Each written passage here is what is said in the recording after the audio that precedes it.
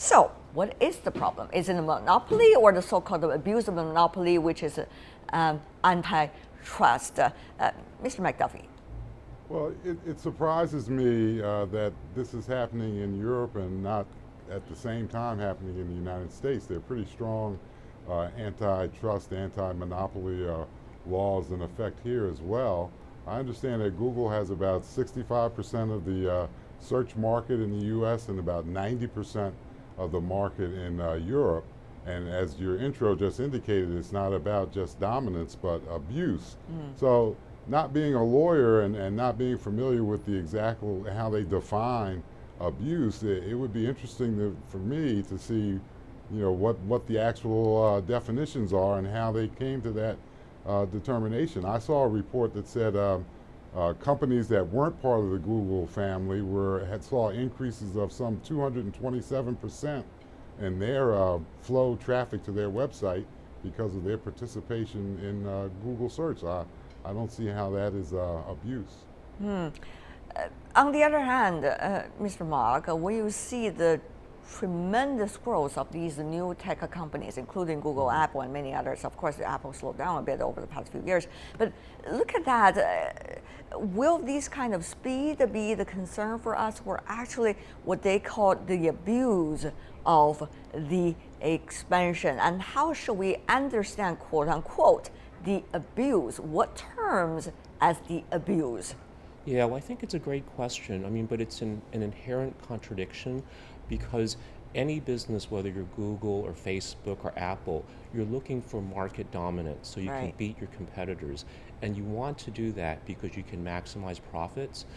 And so that's why companies exist. But you could still say the same thing about traditional industries as well. Sure, but I think the difference is that in a lot of the internet sectors, they are prone to the end equilibrium state being a monopoly.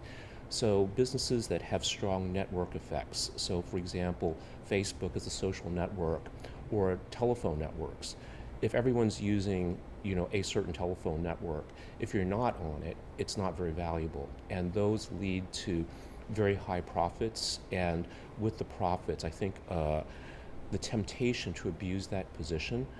And this is where I think as a company like Google becomes increasingly vital as part of the information infrastructure, the critical infrastructure. Right, but the thing is becoming ever more complicated because the legal framework at this moment regarding this new development in the so-called new industry is not necessarily that comprehensive. So to what extent can law be used in this regard, particularly given the nature of expansion of these new tech companies itself and their business models? It's an interesting question, isn't it, Mr. McDuffie?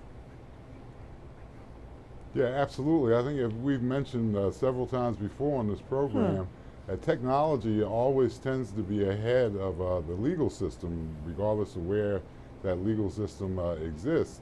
It's very difficult for lawmakers and policymakers to stay technologically current on what's happening there and to make their laws relevant in a meaningful way. Yeah. On the other hand, you are seeing that the EU is only suing Google, at least for the moment, and not necessarily Apple, which is also having a huge proportion of the market everywhere in the world, including inside the EU. So how should we understand the distinguishes between these two? Of course, you could say one abuses, the other didn't. But once again, what is the interpretation of abuse, Mr. McDuffie? So, that's my question. I really don't understand how they determine that one's being abusive and one isn't. Just as you just pointed out, both have dominant market shares, and both would say that they're not doing that. So unless someone is able to explain to me, what the criteria is that they're using to define abuse, there's no way for me to give some kind of judgment on that. Well, Ms. McDuffie, let's just say, I don't know the answer. However, I do know certain aspect of the answer provided by the EU. One thing that they say there has been abuse of the monopoly or of the market occupancy by Google is because it is lack of what they call neutrality and objectivity when it comes to the search engine part of Google. And therefore, what they are suggesting is the search result coming from Google is not necessarily 100% reflect Google as a neutral search tool for anyone around the world. So what about that? Well, I think that's neutrality and objectivity is something that can be objectively measured, giving certain statistical studies. So I Yes. mean, that should be pretty cut and dry. If there's a metric that says, if you're above this line, you're not being objective anymore. That should be provable one way or another. It shouldn't be a matter of opinion. I think you get into trouble when the policy uses terms like that, but doesn't adequately define what those terms mean. Here's the thing. One little fact that I could find, Mr. Mark, is that Google, back in the year 2015, last year, they got 74.5 billion US dollar income. And most of them are coming from advertising. Sure, 90%. And of course, yes, 90%. Yep. And we all know the advertising mainly is from the search engine part of the services.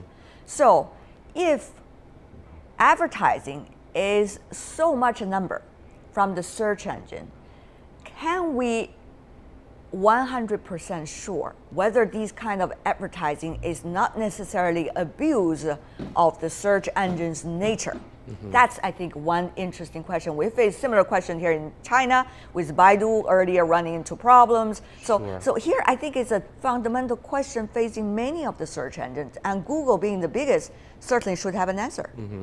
Well, I think there's an important distinction between Google and Baidu, because while they're both search engines, Google holds itself out to the standards of the Western media organization in that they talk about don't be evil.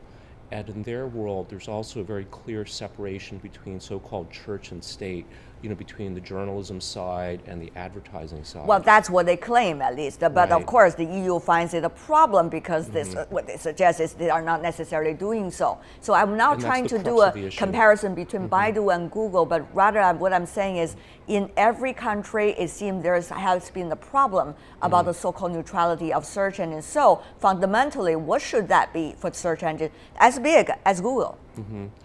Well, I don't know that there's necessarily a problem. I think that if Google follows what it says it's doing, by distorting its search results in favor of Google Shopping, in a way they're kind of being as evil as possible in their frame of reference. Because in an information business, if you're relying on objectivity, how Apple's different is that Apple doesn't say rely on us for the information we give you. They're just saying we deliver magical user experiences. If you don't like our iPhone, you could buy Samsung's or you could buy Xiaomi. But the issue here, I think, is that people rely on Google to deliver unbiased results. And what the EU has discovered is that that's not the case. We probably should listen to some of those reasons coming from the EU side, why they made the accusation. Europe is signaling that a totally new approach to promoting competition and equity in data-driven markets is urgently needed with this case about Google. The EU Competition Commissioner stressed that through investigations on Google, they are aiming for a market that's allowing innovation. Look at the quote coming from the European Competition Commissioner. But considering Google is occupying already 90% of the market share inside EU, more than 65% inside the United States, will monopoly necessarily going to bring us monopoly also of innovation drive? And will that be a stimulus or rather an antagonist force against the innovation? Let's go to Mr. McDuffie here. So technology, works in the free marketplace of ideas. If a company comes up with an innovation that's superior to what Google's producing, Google's market share will be affected. Those customers who buy advertising space, they do extensive analysis of the results of their dollars spent on that, and have determined that they're getting the best ROI for their investment through Google. If some other company is able to demonstrate that they're better, I'm sure that the market will respond to that. So it's not like Google's got a gun out there to somebody's head saying you've got to buy ad space on my server. The market's determining that. But right? Mr. McDuffie, what you're suggesting is that the antitrust law is 100% as necessary, because what you're saying, the market will choose anyway. So it seems that what you're saying is if someone has something better than Google, well, the market will accept it 100% and immediately become the biggest company in the world. That's not likely to be the case. The biggest company, they still got the biggest money power, they got the investment tools, they've got the market share, and they've got the ways to prevent those from competing with them. That's just a reality. So let's face this reality, Ms. McDuffie, and help us to understand what is going to be the future of these kind of search engines. Legally speaking, are they reaching a turning point that they really have to go self-examination and the societies have to be more scrutinized toward their business model? Mr. McDuffie. Well, you may be absolutely right in what you said. I'm sure there are forces at private companies that would do anything, you know, to protect their market share and to increase that and to stifle competition. But, you know, as a consumer, you know, I have access to every search engine in the world. And I use any search engine in the world whenever I want to. It doesn't cost me anything. So, you know, there's no leverage being put on me except for the results that I get when I use those engines. So, and I go back to the same issue about if they're doing something illegal, why aren't they being drawn into court in the United States? I mean, we take those kind of antitrust laws very seriously. We broke up Ma Bell, the big telephone monopoly back in the day. And I mean, we do those same kind of things. So again, I'm not a lawyer and I don't know what the you know, the standards are for their abuse, but it seems to me if they're really doing something illegal, they'd be being charged in courts around the world. I think the underlying meaning of Mr. McDuffie's words is that is the Europeans trying to pick up a fight against the U.S. companies, only because U.S. companies have quite an occupancy of the market share. Is it fair an accusation? I'm not so sure it is, but I'm also very puzzled that if this is meant to increase innovation, because Google's market share dominance might actually give it the resources to be more innovative. You know, it depends on the kind of innovation. I think the key is protect predatory pricing, and that's, you know, to me that makes more sense for the fine against Google.